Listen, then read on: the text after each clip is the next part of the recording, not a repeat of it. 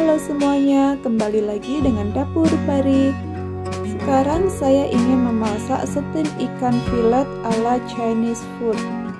Di sini ada ikan filet yang sudah saya cuci bersih ya teman-teman. Lalu taburi garam dan juga taburi merica bubuk. Kemudian kita balurkan, diratakan ya. Dibalik sama kedua sisi, kita taburi garam dan merica. Di sini ada 1 cabai, saya akan potong tipis-tipis kecil seperti ini.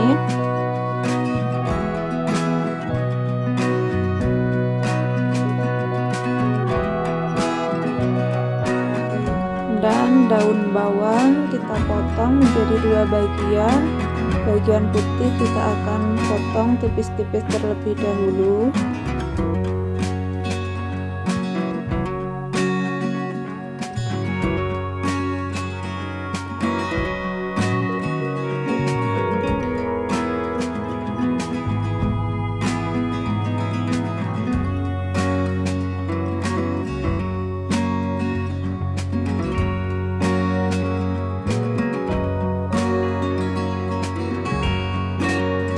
Selanjutnya kita potong-potong yang warna hijau, kita pisahkan ya.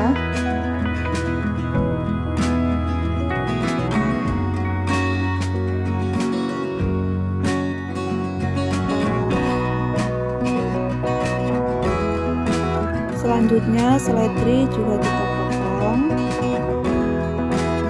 Dan yang terakhir ini adalah jahe. Saya akan memotong sesuai daun tadi ya, tipis-tipis seperti ini, lembut. Setelah semua bahan dipotong, direndam dengan air biasa, kecuali jahe saya tidak merendam. Dan siapkan sausnya ya teman-teman, ada 1 sendok kecap asin, saus tiram, gula pasir, dan minyak wijen. Kemudian kita aduk rata, diaduk-aduk. Siapkan air yang mendidih untuk mengukus ikan. Selanjutnya ikan kita masukkan dan saus yang kita buat kita taruh di sampingnya.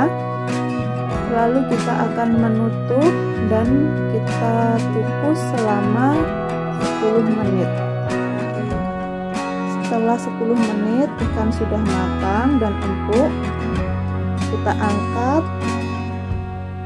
dikeluarkan dari panci ya.